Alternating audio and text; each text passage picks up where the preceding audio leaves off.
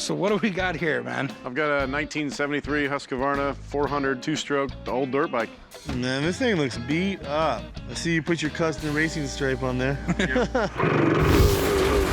I'm coming out to the pawn shop today to try to sell my 1973 Husqvarna dirt bike. Got it passed on from a friend, thinking I would fix it up, but never happened, so it's been years, so I'm just ready to get rid of it. This bike was the bike to have back in 1973. Husqvarna was known for, completely over-engineering their bikes. Compared to Hondas and the Yamahas and Suzukis, they were heads and tails better than them. Problem was they costed about a third more, so no one could afford them, really. Husqvarna is a Swedish company that's known for making chainsaws and lawnmowers, but they also make some really badass dirt bikes. And back in the 70s, this one was top of the line. Technology's came quite a ways since this bike was built. Yeah, the whole exhaust pipe right next to your thigh, that could be a problem.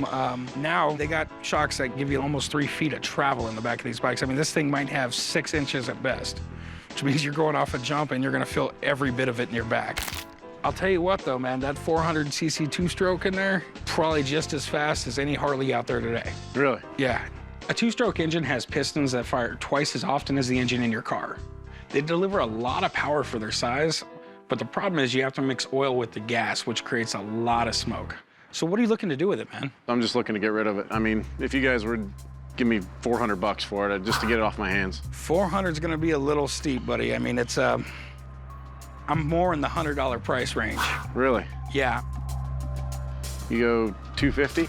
I've got an idea for this bike that's gonna cost me a couple grand. So what are you willing to do? I'll go to 125. Guess it's better than sitting in my garage. All right, man. I'll do it. Let's go write it up, dude. All right. I ended up settling on $125. It's good enough just to get it out of my garage, so I'll take the $125 and get rid of it. What's up, Danny? I own Counts Customs here in Las Vegas, where we build really cool hot rods and insane choppers. Shannon, check this out, brother. Oh boy, what do we have here? I got a 1973 Husqvarna 400cc two-stroke Enduro. Yeah, we're hoping you can work your magic on it. Maybe some black magic. I remember bikes like this. This is the kind of stuff we used to ride when I was a kid. So it's a really cool vintage for a bike. Husqvarna, there was nothing like it back then. It was the king of the hill. These old dirt bikes are way cool. Being a Husqvarna back in the early 70s, that was really one of the best dirt bikes you could ever get.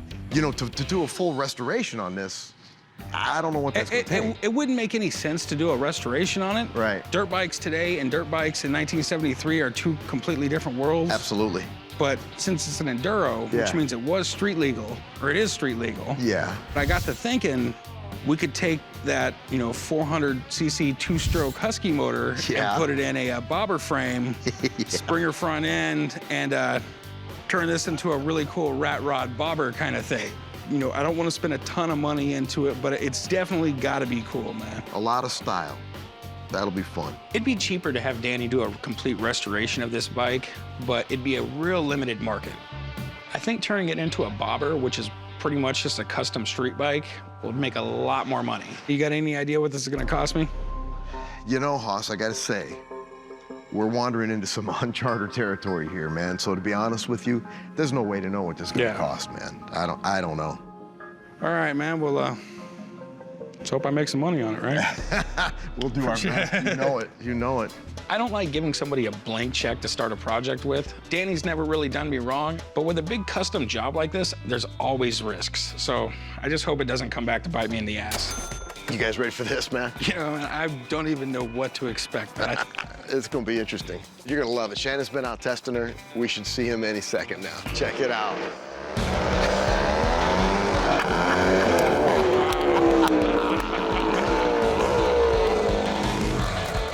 The bike needed help in every aspect, but we'd had some crazy ideas, and the bike is bad. It's definitely the coolest Husqvarna I've ever seen. Absolutely. Corey's reaction brought a smile to my face. He's like a kid in a candy store when he saw this thing. Dude, we did a ton of stuff to this bike. We had to take the down tubes of the front and stretch them up real high to get the neck higher up on the bike like a street bike. All the suspension was cut completely off. Did a whole hardtail rigid setup on it, like an old school chopper on it, and basically did whatever we could to make this thing rideable on the street. It's really been cut up a lot for you. Okay.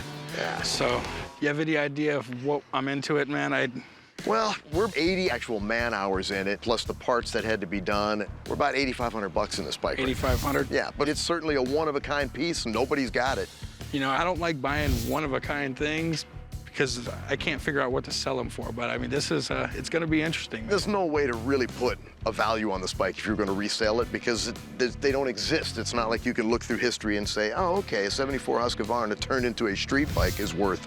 There's no such thing. Exactly. So it's worth whatever somebody's gonna pay for it, but I bet you can get your money out of it. I'm gonna market 20 grand on the showroom floor and And see what it'll do. yeah, make an offer of what it's worth. That's kind of the way I'm gonna have to price it. It's beautiful, man. It really is. You guys outdid yourselves. Hey, Appreciate it, brother. I mean, I'm speechless, man.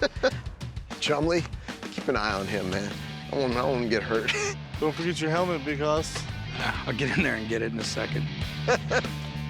This bike speaks to a specific audience. For the guy that wants something that is 100% unique, that's crazy, this bike is really going to be a gem for somebody because it's just cool from inch to inch.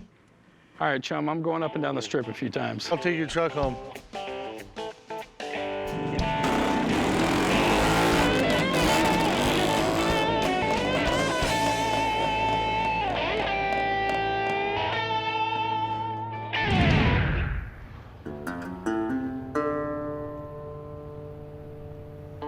The bike drives awesome, but I gotta call Chum, see if I can catch him before he gets back to the shop because I didn't even check to see if this thing had gas in it.